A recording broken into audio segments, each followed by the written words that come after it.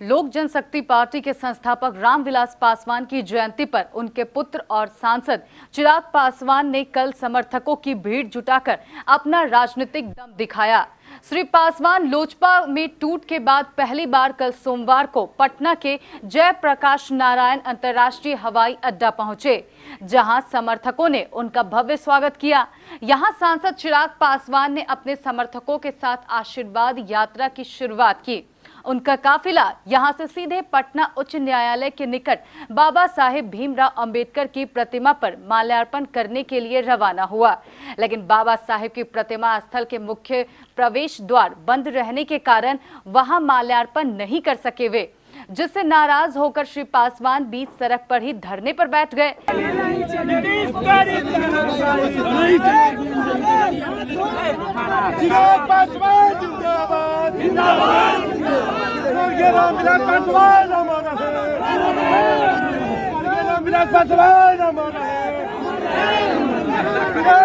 सांसद श्री पासवान के बीच सड़क पर बैठने के बाद बड़ी संख्या में वहां मौजूद कार्यकर्ताओं ने जमकर सरकार के खिलाफ नारेबाजी की। धरने पर बैठे सांसद श्री पासवान ने कहा कि बाबा साहेब की प्रतिमा पर माल्यार्पण के संबंध में पहले से ही स्थानीय प्रशासन को जानकारी दे दी गई थी, बावजूद इसके मुख्य प्रवेश द्वार को बंद रखा गया है। उन्होंने नीतीश सरकार पर तंज कसते हुए कहा कि हमें अंबेडकर का आशीर्वाद लेने से रोका जा सकता है, लेकिन उनकी विचारधारा का पालन करने से नहीं। Right now I am on an Ashirwad Yatra and my priority is to get Ashirwad from the people of my state.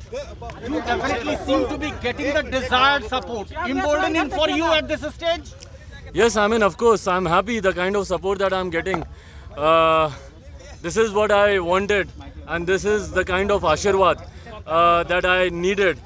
And I couldn't thank everyone enough for the kind of support that they have shown towards me and towards the ideology of Shri Ramvilas Paswan ji. On a bit of introspection, do you think that you are possibly caught napping? Of course not. Of course not. I mean, betrayal from the family. I mean, I was ready to have a bigger fight ahead, but I didn't know that there are people right behind me ready to stab me. Did you expect it? Did you expect it? Chirag ji, did you expect this to happen?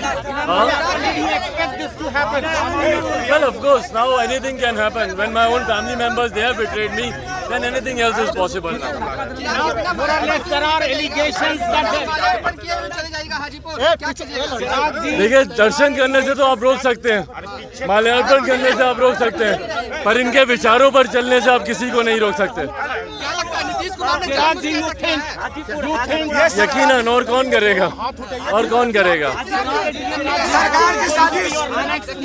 Doctor Baba Saheb Ambedkar अमर रहे, रामविलास पासवान अमर रहे, अम्बेडकर साहब अमर रहे, रामविलास पासवान अमर रहे, अम्बेडकर साहब अमर रहे, रामविलास पासवान अमर रहे, अम्बेडकर साहब अमर रहे, रामविलास पासवान अमर रहे,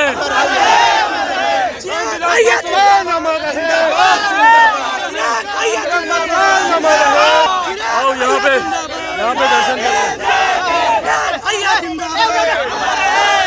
बोल लीजिए भैया, थोड़ा इनको बोल करिए।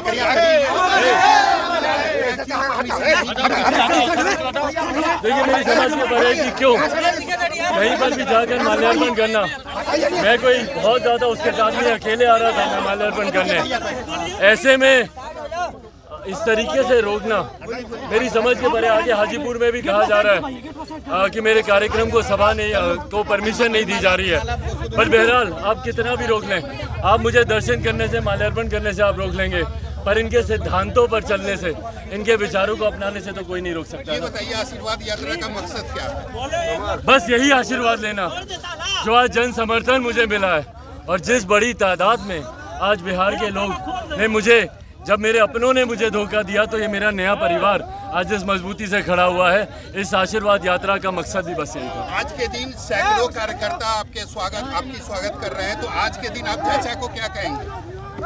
चाचा को कुछ नहीं, वो देख ही रहे कि जन समर्थन किसके पास है, लोग किससे साथ जुड़ रहे हैं, किसको अपना आशीर्वाद दे रहे हैं, और जनता का आशीर्वाद जिसके साथ है उसको आगे बढ़ने से कोई नहीं रोकता। भी जयंती मना रहे हैं पार्टी कार्यालय में। लगभग 20 मिनट की जद्दोजहद के बाद जब मुख्य प्रवेश द्वार को नहीं खोला गया तो वे बाहर से ही माल्यार्पण कर पहले से तय किए गए अपने मार्ग से हाजीपुर के लिए रवाना हो गए।